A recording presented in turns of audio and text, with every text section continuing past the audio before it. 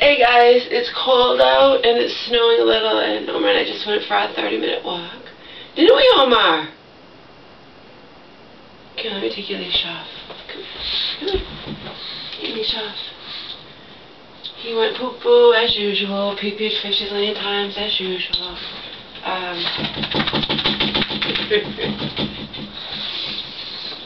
think I'm going to fast today. I haven't fasted in weeks. Remember, I was doing good. Even at Joe's, I was fasting every friggin' week. Once a week. What are you doing? Where are you going? I know you're not peeing. You peed 50 million times. Probably just go to get water. You go out there, you're gonna be, then you won't be able to come back in.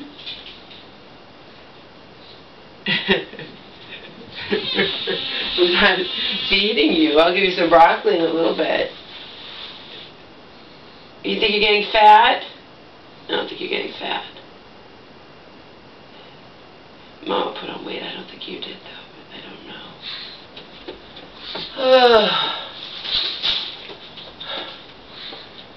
Yeah, so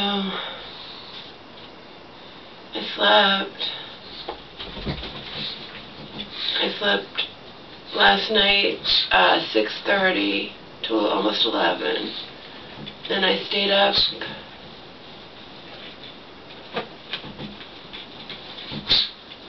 I slept 6:30 almost 11.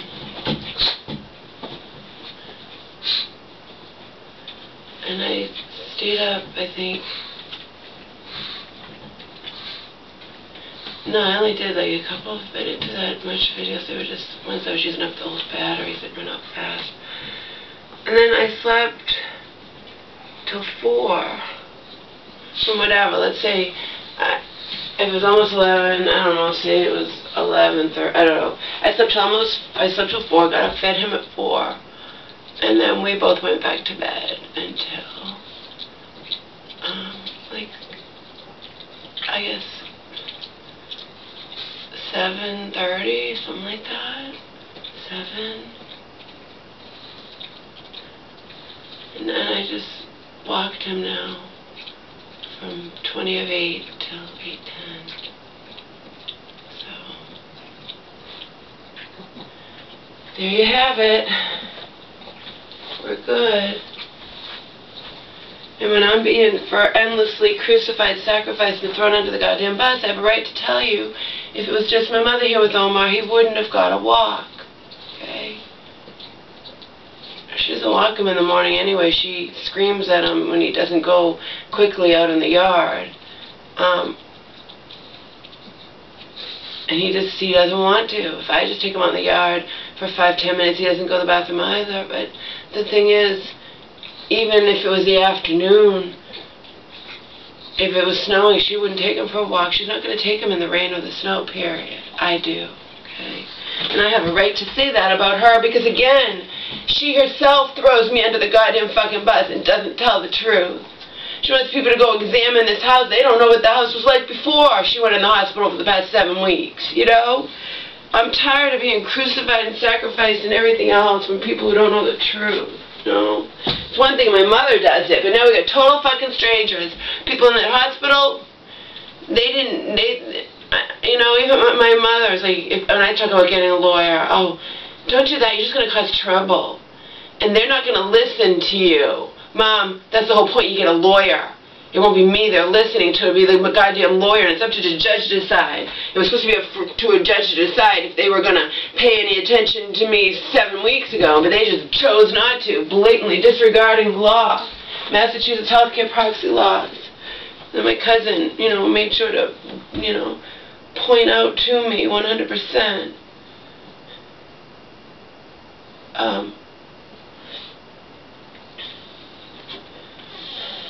They think you're mentally ill. It's coming from my mother yesterday. Mom, I don't care what they think. They are not allowed to break the fucking law just because I, in their eyes, am, quote, mentally ill, unquote, either. You know? They've blatantly broken the law, period. There's no discussion. My cousin, all we did was send the criminal complaint to the wrong place, that's all. And they still read it, and they said we definitely had a case against that hospital, but they can't handle it, it's not in their jurisdiction, you gotta send it somewhere else. And then we get back to the same friggin' thing that I can't get there, plus with all this latest development, I just feel so defeated. I feel defeated anyway, because, you know, my mom was 100% against Auntie, and now they're buddy-buddy. It's just all bullshit. This is just such bullshit. But it's movie of the week bullshit. It's my caseworker. Every time I tell her something new, you gotta write a book, Laura. I'll be the first to read it. I'll be the first to buy it, first in line. And again, we go back to the same thing. I need some sort of stability and peace in my life to write a goddamn book. I have had no peace and stability in my life for the past over 5 years. Okay? None. Zero. Zilch.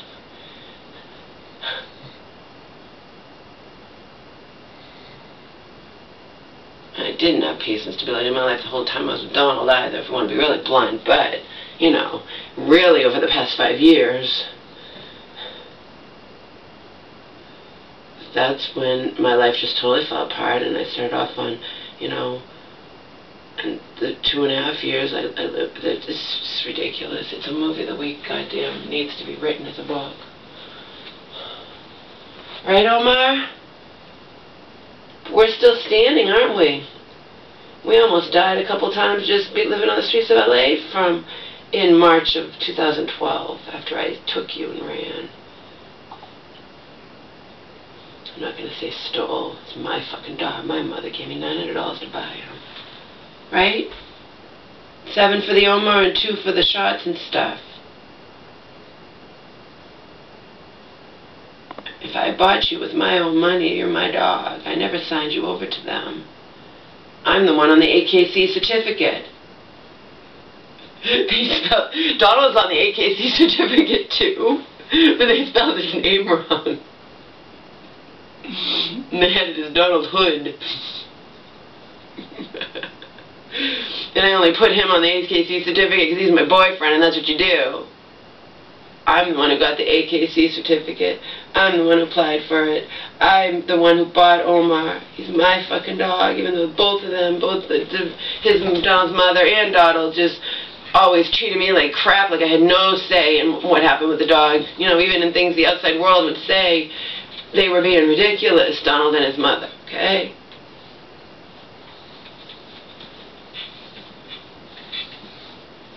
My name's spelled right. His name is Donald Hood. And I have that fucking AKC certificate in my storage unit. So, in LA. And with all kinds of other stuff I would like to have here eventually. Like I said, that stuff is so important to me. I mean, obviously if something happened to it, if a fire got, I mean, there's nothing you could do. A fire could get anything, anywhere, anytime, even in your own house, okay? But as long as it's existing, I would sell my body on the street to get the money to pay for that storage unit, okay? It's not that much. It's only 50-something a month or something, you know. It's everything in there. All my songs and poems and song fragments and poem fragments and letters that people sent me over the years and letters I sent out to people that I photocopied first. It's just nothing a thief would want. Nothing these people, and tons of books too. The books I don't really care about. The books aren't worth paying to ship. I've read them all at least once, and most of them more than once probably. A lot of them more than once. They're not romance, Harlequin novels. Most of them are, you know, nonfiction, spirituality stuff, New Age stuff, all that kind of stuff. Self-help books, psychology books. Books on suicide.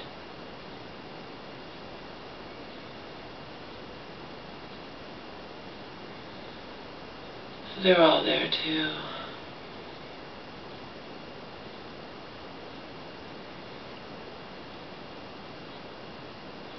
And my hardcover journals, I wasn't able to bring them all back on the plane. I flew JetBlue. JetBlue lets you have the first bag free. So it would have cost me like $100 to ship out in the real world. I could have 50 pounds worth of my journals, and that's what I did. You know what I mean?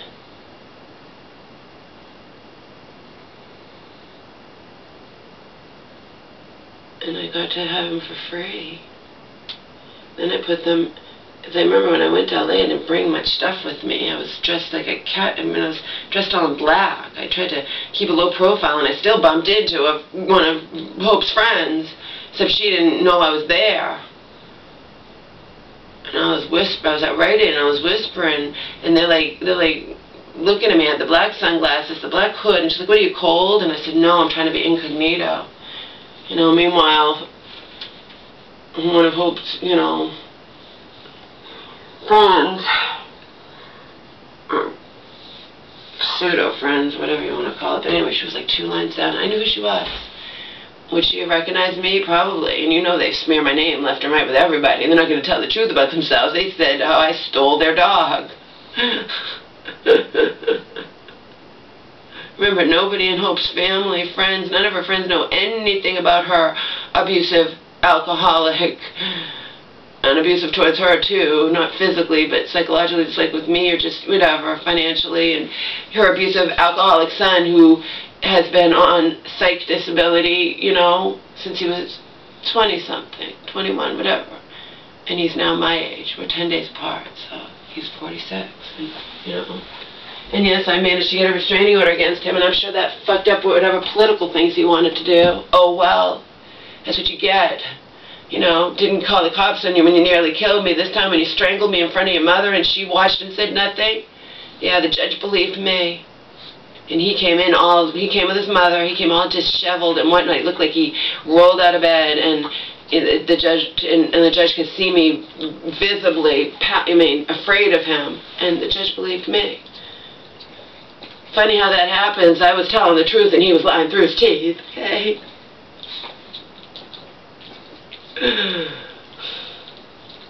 99.9% of the time, Mama tells the truth. The other 1%, it might be a little white lie, you know, but I tell the truth, even to my detriment.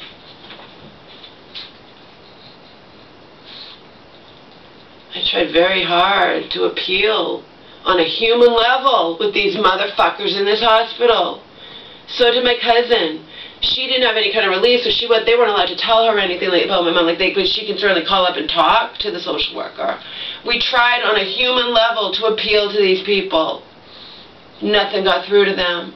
All they cared about, I'm sure, is what Auntie was chattering in their ear from the beginning, you know. But I'm just saying, we tried. My cousin and I both tried desperately.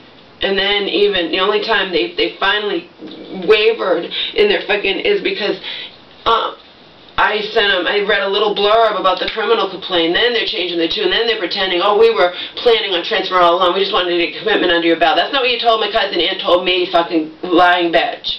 You said outright, and I have it on tape, we don't do transfers. Other hospitals won't take mental patients, etc., etc., etc. There's no restraining order against you. You don't have to worry. We'll never let your mom sign anything. Lies, lies, lies, lies, lies. Okay? Nothing but lies spewing forth from that evil bitch. But then the criminals went, oh, then they changed their tune, then she changed her tune, because remember, I was only ever allowed to communicate with her, no one else. Lies. We just wanted to no, you told my cousin outright that the commitment doesn't carry over. I was demanding my mother to be transferred. I had every right to, so they couldn't get to her. Besides the fact that she wanted nothing to do with her sister in the outside world, and now they're becoming, you know, you're allowing her to visit, and et cetera, et cetera, et cetera, but 6 days after she entered your facility, long before the idea of committing her was even an idea in your head, okay? You're a fucking lying piece of shit bitch. Well, end of story. But, oh yeah, once my cousin and I filed the criminal complaint, well, then they changed their tune. Then it was like, oh, well, we just wanted to get a commitment under your belt. We're going to try to transfer now. You know, you told us ahead of time that you were not going to try to, that the commitment doesn't even carry over to the other hospital, that you'd have to go through the process all over again. They were just basically humoring me and my cousin, just like, you know, messing with our heads to get us to go away and stop. And again, I would have stopped long before, but she kept pushing me and pushing me, okay? Finally, I'm leaving messages and whatnot, you know. They might appear crazy, but they're definitely intellectually sound. Just the fact that I'm leaving the messages, you know. And finally, they moved me up the food chain, but it was too late. I don't want to talk to anyone up the food chain after you've already fucked with me from day one, after you didn't transfer my mom like you were obligated to do under Massachusetts healthcare proxy laws. You cannot refuse the demands, concerns of one of your patient's healthcare proxies, legally appointed healthcare proxies, unless it's for moral or ethical reasons, and even then you have to seek judicial relief. You cannot just decide. You cannot play God, okay? And when you do that, it is like you are doing that to the patient. I don't care what anybody in my family is trying to say that my mother was not well when she revoked the power of attorney and made me and my uncle her legally appointed healthcare proxies and stripped auntie of all power. I don't care, okay? Because she was well, and her psychologist attested to the fact in fucking writing. Okay? In writing. So he can't have it both ways. Either my mother was well when she stripped auntie of all power, in which case he should have taken my concerns seriously, and he didn't, he just blew me off. Or he's an incompetent ass who wrote that letter for her when she really wasn't competent. Wasn't able to handle her own personal financial affairs. Can't have it both ways, baby. Sorry. I know you want to. Just like the fucking bitch in that hospital cannot, on the one hand, say, oh, we just want to say to me and my cousin, oh, well, we don't do transfers, we're exempt, and you know, and if we do that, you know, we're doing this commitment here, and she'll just have to go through it all over again. We don't want to do that to her, you know, or afterwards, oh, we just wanted to get a commitment under your belt. You already told me and my cousin that they don't carry to other places, other mental hospitals. It doesn't carry over. My mother goes somewhere else. Yet another reason for me to have that have happened. Because they might not commit her. Okay, now you're holding her fucking hostage. But she likes it in there, and now uncle and auntie have joined forces and whatnot, and they just ignore me. I do have the piece of paper where they were pretending that they were going to try to transfer her now. That was only because of the criminal complaint that they knew. Remember, I faxed everything. I told them everything I was doing. I didn't do it in secret. I faxed everything over, trying to get them to transfer her like I wanted her transferred out of their clutches. I didn't trust them from day one. Okay? They have broken every Massachusetts healthcare proxy. Okay? And again, my mother's deemed incompetent, committed into a mental hospital. What she wants doesn't matter. Doesn't matter if she wants to stay. She'll say to me, I like it here. I don't care, Mom. You know? You're also telling me, they think you're mentally ill. You can't fight these people. They're too powerful. Don't get a lawyer, Laura. You just cause trouble. I am your fucking child. Regardless if my entire fucking family almost wants to deny that, doesn't want to acknowledge that, I am your fucking child. Okay? I am her fucking child. Period. In Joe's eyes, there's no discussion. You're her child. Okay? I'm her child.